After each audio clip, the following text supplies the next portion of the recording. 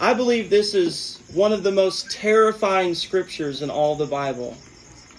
So nagtuo ko nga usa ni sa kalipayng sa Bisaya. Scary. Magkahadlok kayo nga sa bahin sa kasulatan. Jesus literally says, "Not everyone who says to me, Lord, Lord, will enter the kingdom of heaven." Jesus nagaingon nga dili tanan nga nagatawag ka nako Ginoo Ginoo makasulod sa gingharian sa langit. Notice they say, Lord, Lord. Nagingon diya nga Ginoo Ginoo. They believe that they are saved. Nito sila nga luwas sila. And Jesus says, not everyone. Og niyon si Jesus nga dili tanan. In other words, there are people who say they're Christians, Sa lain nga sinultihan, nay mga tao nga mayon sila nga Kristohanon sila. but on the day of judgment, Pag sa adlaw sa paghukom, Jesus will say, depart from si me. Jesus mayon kanila pahawa palayo gikan kanako. I never knew you. Wa ko kailan nimo. What a fearful thing. Usa ka makahadlok kayong mga butang. See, God is so good. Di ba? So ang Dios maayo kayo siya. He loves us. Nahigugma siya nato. He desires for us to be saved. Gusto siya nga maluwas ta. But He also gives us a free will. Panghatagan ta niya og kagawasan. He said, I have stretched out my hands. Ayon siya akong ikamot ang kamot. Alam kanimo. I have called the rebellious children. Akong gipangtawag ang mga rebelyosong nga mga kaanakan. His mercy reaches out to the sinner. Ang iyang kaluoy nag-abot gyud ngadto sa mga magsasala. But if we turn away, Dapat kung dili kita mo biya ta. the only thing that's left is the wrath of God. Ang mga butang nga mabilin mao ang kapungot ug kasuko sa See, Dios. the Word of God talks about both the goodness of God and the wrath of Ang God. pulong sa Dios nagahisgot gayud og ang kaayos hatungod sa kaayos sa Dios ug ang kapungot kasuko sa Dios. A lot of us like the good part. Oh, ganahan ta kayo nga dang taon kita ganahan tayo mga maayo kayo, mga nindot. We like the joyfulness of the Ganahan Lord. kay ta sa mga kalipay nga makayo nga gikan sa Ginoo. But we must not forget, So dili nato kalimtan.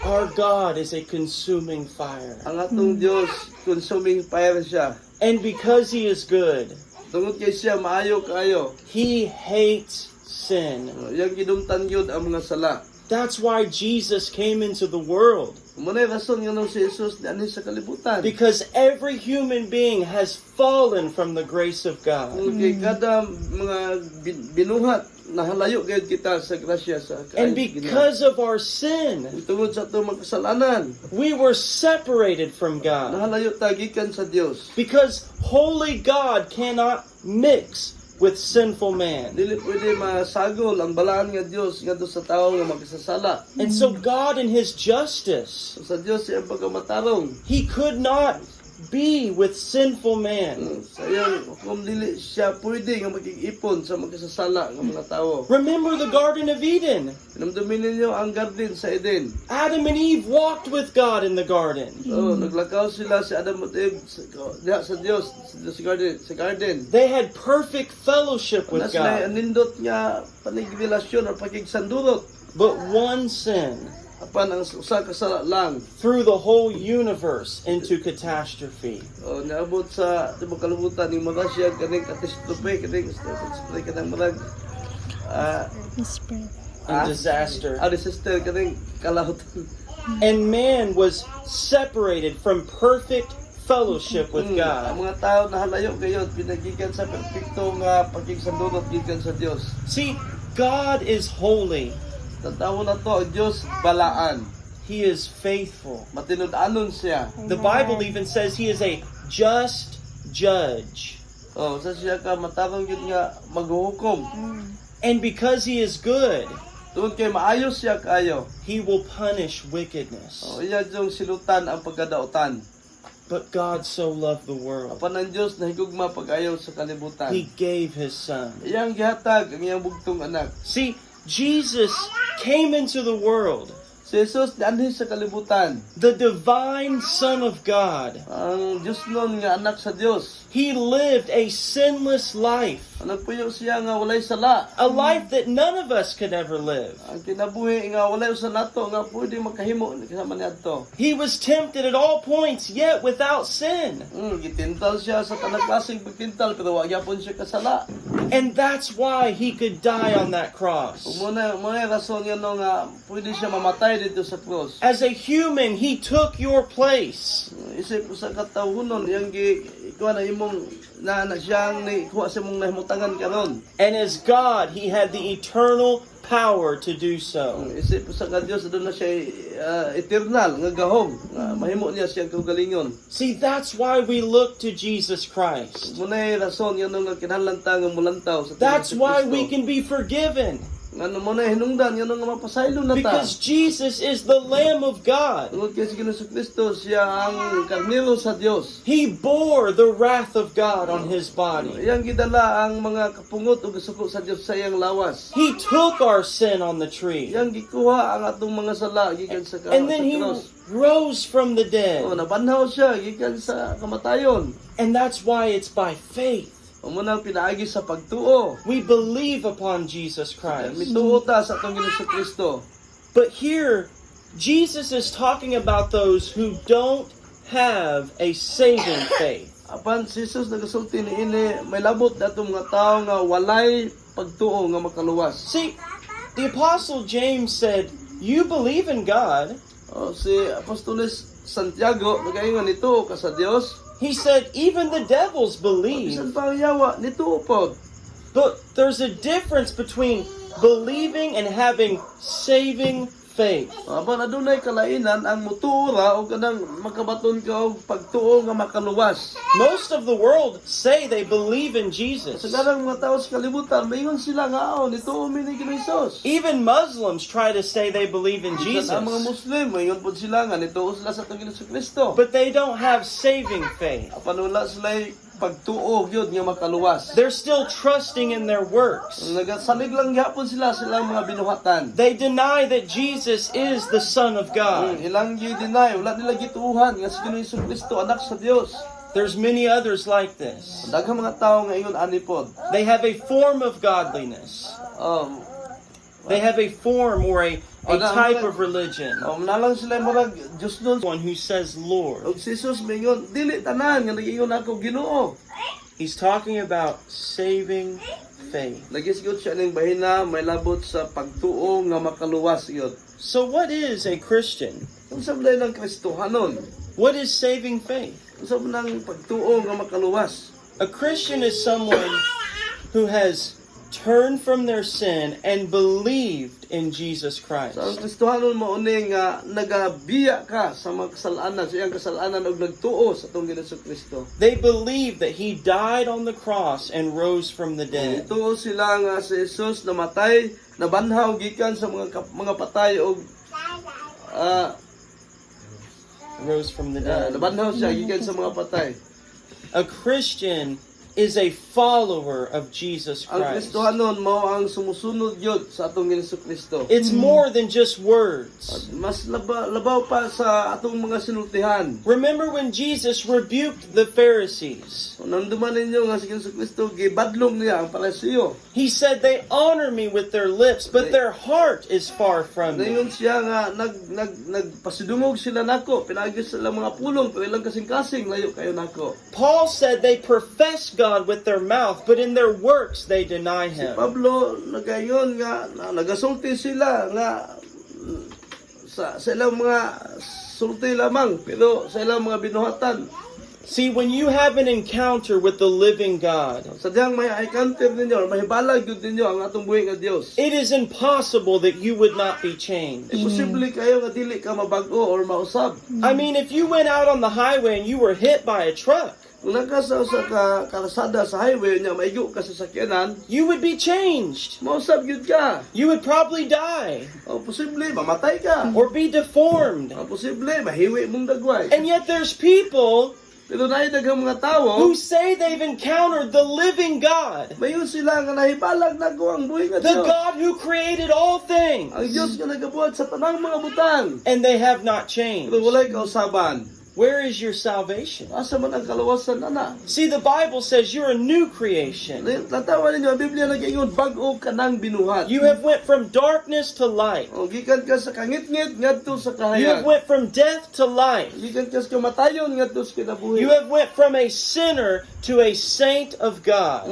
Gikan ka sa pagkamakasala ngadto sa pagkabalaan sa Dios. Now that doesn't mean you'll be sinless. Dili na abot sa bot niya wala kay sala. I have not found any Christian who is perfectly Wala without pa ko sin. makita Kristohanon nga wa nakasala. But your heart will love righteousness. Apan imong kasing-kasing ganahan ug mangandoy yung kag pagkamatarong. Your heart will desire to please Ang imong God. kasing-kasing adunay gyud tinguha nga mopahimuot sa Dios. And when you fall, you will run to the cross, Sadang mahagba ka, mudalagan ka dayon di sa krus. where you will find God's O mercy. di mo kaplagan ang kaluoy sa See, atong buhi nga Dios. This is what separates a believer from a non-believer. Amo na ang pagkalainan sa mga magtotoo ug sa mga dili magtotoo. A believer is always looking to Jesus. Ang magtotoo kanunay nagatutok sa atong Hesus Kristo. In their strength and in their failure. O ang ilang kalig-on, ilang kusog, ang ilang sab nga mga kapakyasan. In their strength, they're saying, God, I want to serve you.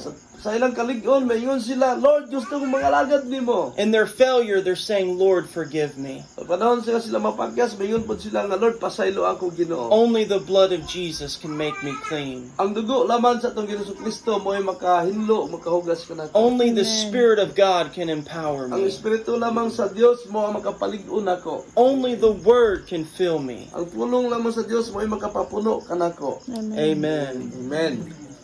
So a Christian is a follower of Jesus. Ang Kristohanon usa siya ka sumusunod sa atong Ginoong Hesukristo. A Christian is a believer in the gospel. Ang Kristohanon magtutuo siya sa mayong balita. And number 3, a Christian has a love for the truth. Ang Kristohanon aduna siya gugma sa kamatuoran. I want to go to 2 Thessalonians chapter 2 verse 9. 2 Thessalonians chapter 2 verse 9.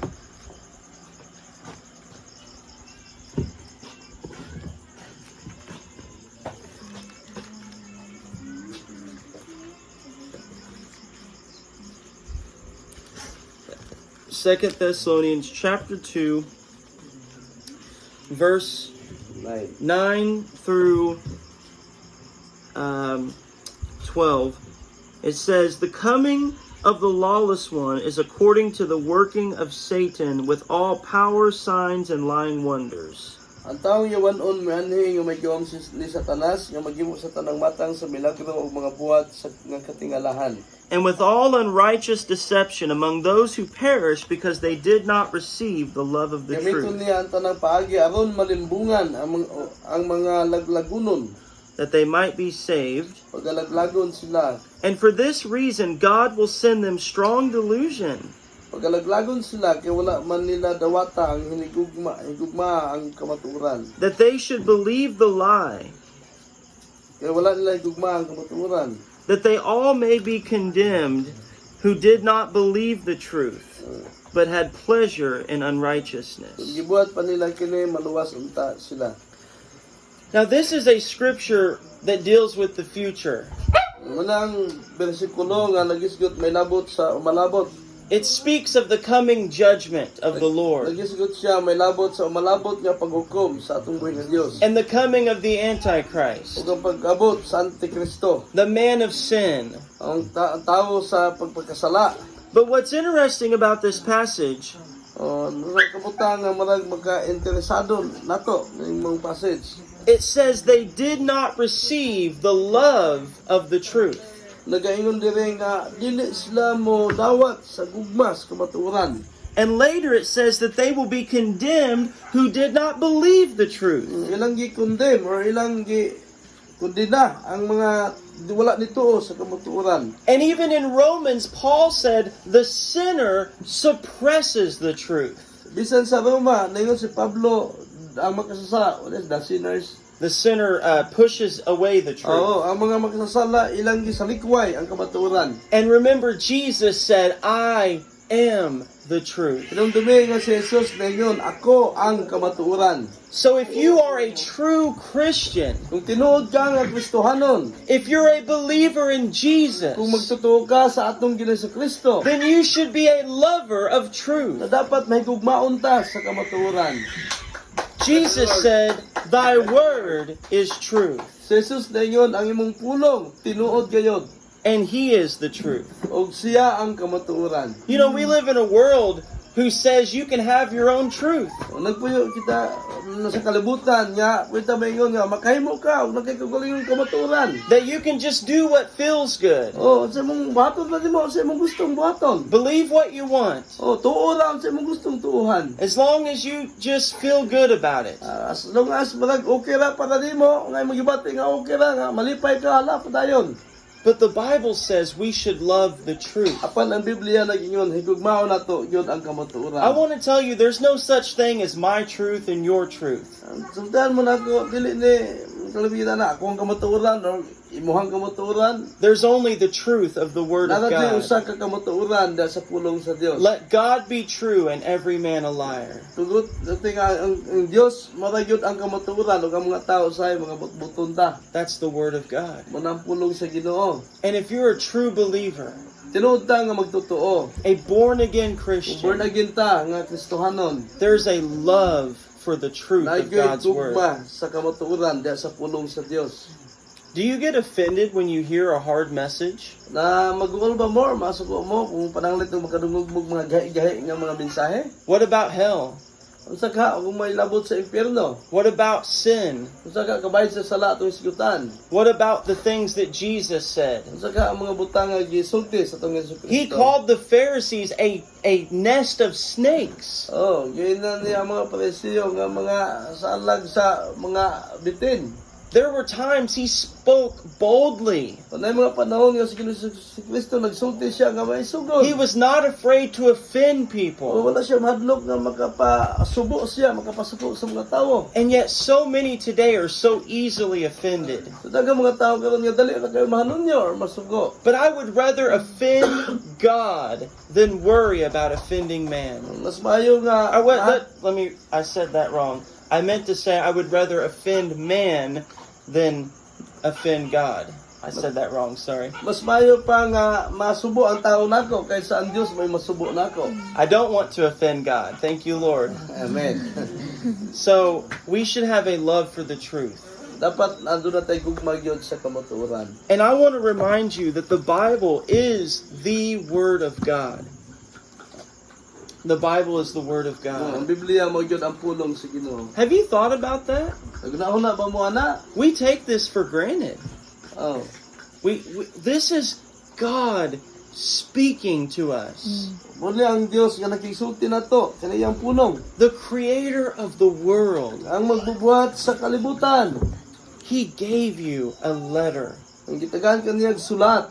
And here is eternal life. O nadinhi ang kinabuhing walay katapusan. And here is the riches and the wisdom of Jesus Nadinhi ang Christ. kadato ug ang kahibalog ang kaalam sa atong Ginoong Kristo. This is the food for your soul. Unya ang pagkaon sa imong kalag. This is the power of the Unya believer. ang gahom sa mga magtotoo. Even Jesus in the wilderness, Ibin si Ginoong Kristo dito sa kamingawan. he was tempted by Satan. Gitintal siya ni Satanas. Can you imagine the Son of God tempted by the devil? Panahon na anak sa Dios pero gitintal sa yawa. And it was the word of God that he spoke. Ang pulong sa Dios mo iyang gisulti. He said, "It is written." Ngayon siya nahisulat na. And in your life, when deception tries to Sa come, imong kinabuhi sa panahon nga ang limbong maabot. you say, "It is written." Ing nasulat na.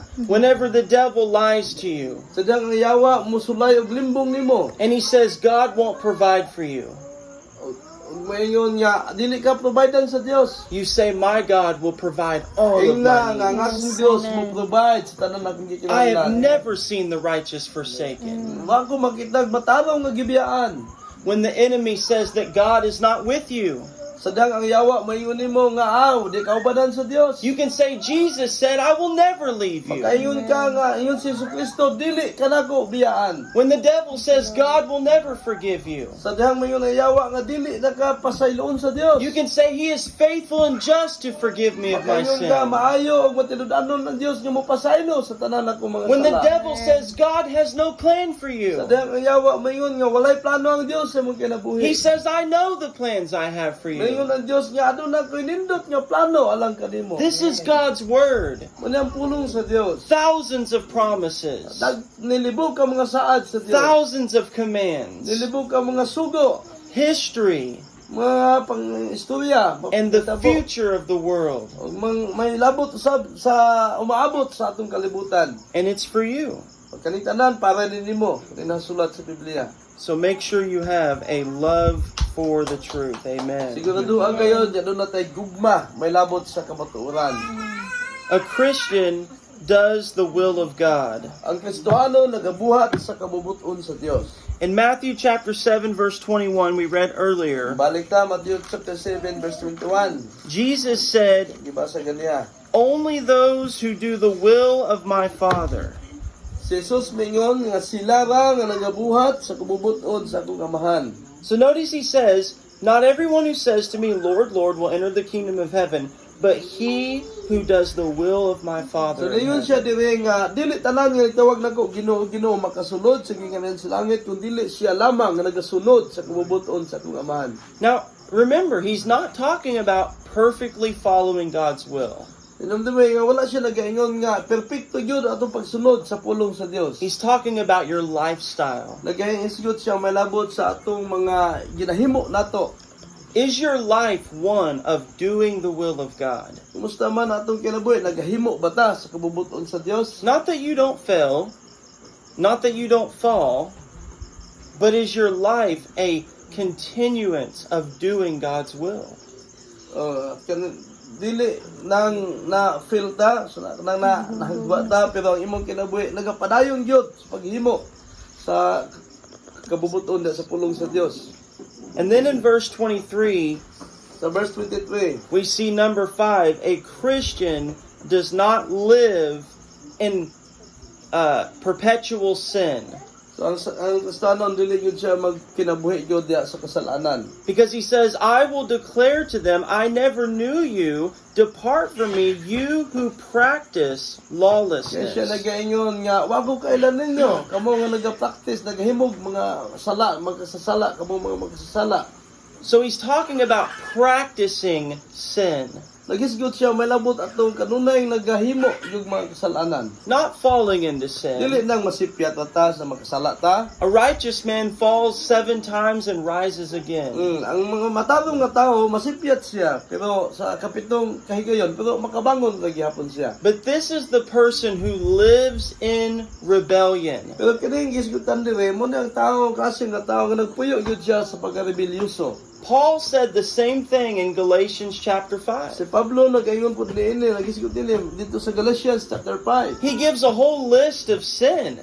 Oh, gihatag niya tanang lista sa mga sala. Adultery, fornication, Oh, pagpanapaw, mga pagigilawas gawas kaminyoon, idol worship, pagsimbag Dios, witchcraft, pagpamarang, hatred, kayugot, many other things. Daghang And he mga said, butang. those who practice these Pag things ningon siya kaning mga naghimo ng mga butanga, will not inherit the kingdom dili of God. kayod makasulod sa gingarian sa langit. See, there is a lie in the church today. So, naay usa ka limbong or bakak sa mga simbahanan karon. And it's turning the grace of God into a license to Oh, ang sin. grasya sa Dios gigamit ngadto sa lisensya sa pagpakasala. And the Bible warns about that. Ang Biblia nagahisgot, naga-warning, may labot niya na. If we live a life of rebellion, Kung magpuyo ta diha sa kinabuhi nga rebelyoso, of continual sin and darkness, kung nagapadayon ta sa pagpakasala diha sa kangit-ngit, and then we just want to stamp the name of Jesus at the end of the day, or basically we just want to add Jesus kind of like an extra note to our life. In other words, we're living in sin, but we still want to declare that Jesus is our Savior. Kung sayang mo yung tanga murag Kung gyapon ta sa atong Hesus Kristo pero nagpuyo gyapon ta sa sala. It's not a popular message, but it's what the Bible teaches. Dili kay na yung ilado kay yung mensahe pero mao gyud ni ang gisulti sa Biblia. But if you're someone who's fighting, Pero kung ikaw karon nakigbisog ka, you might fall down, but you're still running to the cross. tingali masipyat ka pero gihapon dangop gihapon ka dito sa cross. And you're saying, Lord, be merciful to Ngayon me. gihapon ka, Ginoong Hesus, pasaylo ako. God Taloy will, iko. God will cleanse you from your sin. Ang Dios mo'y muhugas ug muhinlo sa imong And He mga will sala. set you free from the bondage of your sin. Tagaan kaniya kagawasan gikan sa gapos sa mga kasalanan. See, that's the secret, is the power of the Holy Spirit. Muna ang sikreto gahom sa Espiritu Santo. You can't serve God in your own strength. Dili ka makalagad sa Dios sa tawhunon nimong kusog. But when you are saved, there is a change. Apan sidang naluwas ka, doon nagyoy ka usaban. Because one stronger than you lives on the inside of you. Adunay kusganon nga nagapuyo dahil sa sulod nimo. That's why it says, greater is He that's in you than he that's in the world. Ano yun siya nga, mas dako siya nga ni animo at niya nga nasa kalibutan. Because your body is the temple of the Holy Tungod kay mong Ghost. lawas, puloy-anan sa Espiritu Santo. And He will give you strength to fight back against Siya maghatag temptation. nimo kusog aron makabarog ka or makasukol ka sa mga tentasyon. So I ask you today, So mangutana ko ninyo karon. because this is probably one of the most important points. So kay mo gyud ang sa mga importante kayo nga punto karon kagabihon. How do you respond when you're confronted by sin? Unsa man sa may mong buhaton or sa may mong i-respond kung sadang magkasala ka, Do you become humble and broken? magpaubos ba ka or tubangan sa Ginoo? Or do you become prideful and Or arrogant? magpagarbo ka ug mahimo ka nga may sugon. I've heard people say, well, that's just how I am. Mayon na ba mga tao nga ayon anak ko. I'm just going to keep living that way. Gusto na ko nga ganahan yung anak klaseng kinabuhi. That's a prideful heart. Yung ana ang mga taong garbuso. But a true Christian is humble before God. Apan ang mga tinud-anay nga Kristohanon, kasi masipyat sila, magpaubos sila sa tubangan sa Ginoo. Just like King David. Paras ni King David. King David was a man after the heart of God. Si King David, sa siya katao nga diha suod yun diha sa kasing-kasing sa Dios. And he fell into sin, Yun na sipyat siya, nakasala siya, adultery. pagpanapaw. And then it led to murder. Nakapatay pa gani siya. I mean, that's really bad. Dili yun maayo nang And buhatuna. for almost a whole year, he covered it up. Sa halos mga tuig nga iyan ang gitabun-tabunan. But God in His mercy sent a prophet. Apan Dios pinaagi siyang kaloy, nagpadalag propeta. And the prophet called David to Ang repentance. propeta nag-adto kang David aron pasidan-an nga maghinulson. And David said, I have sinned against the Si Lord. David na inyo nakasala ko tubangan sa Dios. And he wrote one of the most beautiful psalms, Psalm 51, Sa Psalm 51 sa pinakanindot nga salmo nga ang where he nasulat. said, have mercy upon me, O Og God, diyan siya nga kaluyin taon ko Ginoo. according to your mercy. Mala sa mong kaluoy. Against you and you only have I done this wickedness. Oh. Restore unto me the joy of your salvation. Diyan siya nga kaluyin taon ko og i-restore nako ang kalipay sa akong pagpangalagad. Amen. Amen. I want to tell you today there is freedom from your bondage. Sa dunay kagawasan karon gikan sa mga gapos atong kinabuhi. Some of you, it may be lust. Bitingan ang uban nato nangawala na ta. Some of you, it might be unforgiveness or hatred in your Tingali heart. na yung mga sa atong kasing-kasing mga di na kapasaylo na tayo mga kaligut-gut or kapungot. Or maybe you've went through a season of doubt if you even believe anymore in the Lord. Usahay mo naabot ta sa punto usahay nga mga gaduhaduhan na ta mutuo ba ta sa Dios o dili. I want to tell you today the prison door is open. Sudan ka nako karon nga ang pultahan abri na. There is true freedom in Jesus Na dunay Christ. tinud-anay nga kagawasan. This- Ang pultahan karon gikan sa imong gapos abri na.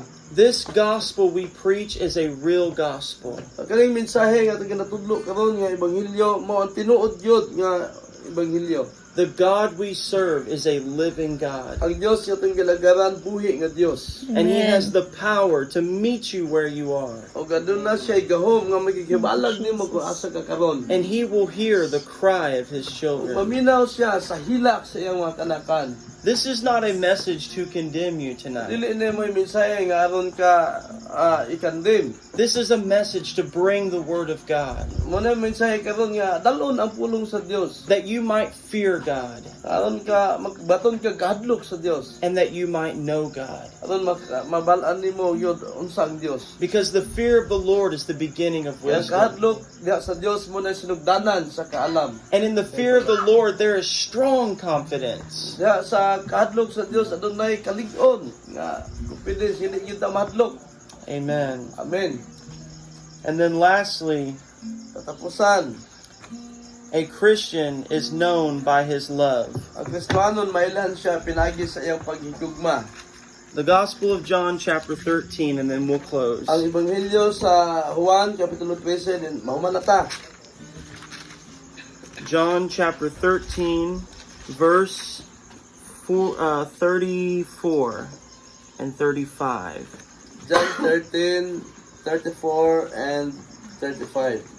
A new commandment I give to you, that you love one another as I have loved you. Magatag ako kaniyong bagong sugo nga maghigugmahay kamo sa sagusa sama nga ako nahigugma kaninyo. That you also love one another. Maghigugmahay usab kamo sa sagusa. By this all will know that you are my disciples, Pinagi nini mailhan kamo nga kamo akong mga tinun-an. if you have love for one another. Kung maghigugmahay kamo sa sagusa. And remember, Jesus said that to love God with all your heart, mind, soul, and strength is the greatest commandment. Namdumi nga sa Gingon ni Jesucristo nga paghigugma sa Dios sa tibok niyong nauna kasing-kasing o kalag mo na ang pinagkamaayong sugo. And here he said, by this all will know that you are my disciples, Yun siya niini nga aron mabalaan sa mga tao nga kamo akong mga tinun-an. that you have love for one another. Kanan lang maghigugmaay gyud mo sa sagusa. This is what defines a Christian, Sa unya ang usa ka ilhanan nga ikaw usa ka Kristohanon. that they love Jesus and they love the Nga brethren. nahigugma siya sa atong Ginoo Kristo, nahigugma pod siya siyang igsuon.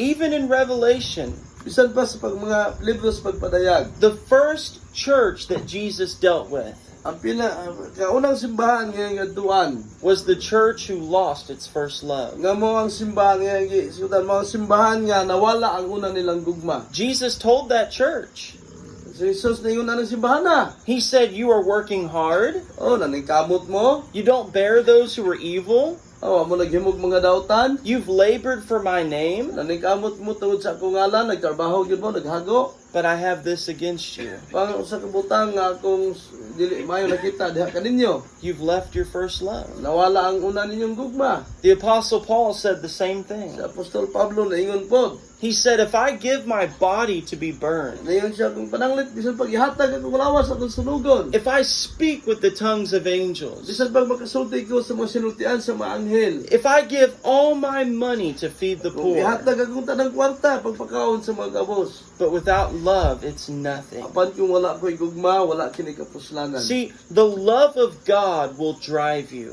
Lantawan nyo, ang gugma sa Dios mo ay magadala nimo. Love will compel you. So, ang gugma mo'y kumpil. Value nimo. A man who loves his family will get up and go to work. Oh, ang tao nga naigugma siyang pamilya, mabangon jud siya, manikamot siya trabaho. A pastor who loves his congregation will work in the Word of God. Ang pastor nga naigugma sa iyang mga kongregasyon siya mga karnero, magkuha jud sa pulong sa Dios. And Jesus said, if you love me, you'll keep my commandments. Si Jesus mayon, kung naigugma mo nako,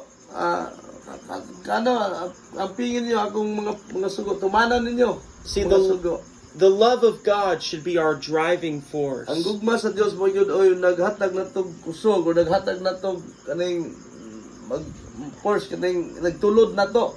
Other than the people I came with, I don't know any of you in this room. So, dili ng mga tao, mo yung rason na to, kung nga lang yung gugma sa Ginoo. But I still love you Nagugma gyapon ko ninyo, because you're made in the image of God. gihimo mo sa hulagway sa Dios. And if you're a Christian here tonight, you're my sister or my brother. Igsuon ta, kung mo igsong babae, igsong lalaki. You're my family. Pamilya ta diri karon. Because we've been washed by the same blood. Tungod kay nahugasan ta sa morang dugo. We belong to the same kingdom. Usaban ta diha sa gingharian. Dios. And that's why Jesus stressed the love of God. Manay rason ngano nga si Ginoong Kristo nang siya sa gugma sa Dios. Not a passive love that just says that sin is okay. That's fake love. Dili tinod gugma nang mayong ka nga sala okay ra nang sala, dili na tinod gugma. But the real love of God. Ang tinod nga gugma ngadto sa Dios. Love that stands up for the truth. Ang gugma nga nagabarog yod sa unsay husto, unsay sakto. Love that fights for your family. Ang gugma nga makigbisog yod para sa imong pamilya. Love that fights on your knees. Ang gugma nga makigbisog pinaagi sa mga tuhod sa mga pagampo. And love that says, I'm sorry when you're wrong. Ang gugma nga moingon nga pasaylo ako kung pananglit og nasipyat ko nagsala ko. Jesus said, no greater love than for a man to lay down his life for his friends. Walay gugma nga sa katawo nga iyang ihatag yang kinabuhi. And we think about physically laying down our life. Like if you take a bullet for your friend or something like that. But Jesus, I believe even more, was talking about spiritually laying down your life for all of those around you. Si Jesus nagasulti nga spirituhanon nga ihatag iyang kinabuhi ngadto sa tanan nga See, you are called by God. gitawag ka sa Dios. You are called to serve the Lord. Gitawag ta aron mag-alagad ta ngadto sa tumboy nga Dios. You are called to live every day for the kingdom of God. Gitawag ta nga magpuyo ta sa matag adlaw diha gyud sa kingharian sa Dios. Because what we do for this world will pass away. Tanan natong gihimo aning kalibutan na lumalabay lamang. But what we do for Jesus will last for all Tanan natong eternity. gihimo diha sa atong Ginoong Kristo para sa Ginoo mo ni mo lahutay. Amen. Amen. So as we close tonight, I just want to ask you to examine your heart.